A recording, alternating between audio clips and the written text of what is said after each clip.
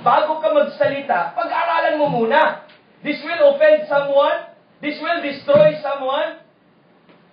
Nasabihan ka lang ng pangit ka. Sabi mo, pangit ka din. Hindi ka nag-iisip kung totoo ba o hindi.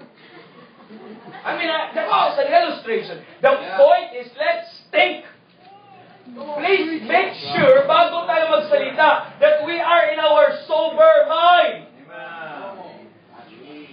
Bago natin sabihin, it will not condemn us.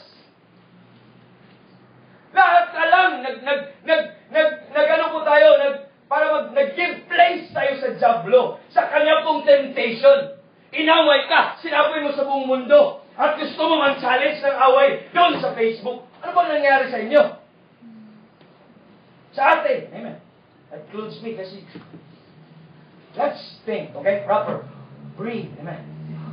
Tama ba itong sasabihin ko? Ano bang sabihin ko yung matter nito, baka wala, nonsense lang din, it will not edify. Anong gagawin ko? Kung wala namang maganda, sige, magsalita ka nilang mag-isa. Huwag nilang iparinig. Amen. Amen. Think. Huwag masyado, para tayong fool na kung ano nasa isip sabi. Amen.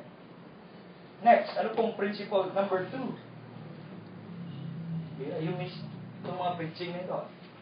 Ecclesiastes, okay? We need this. I need this. We all need this.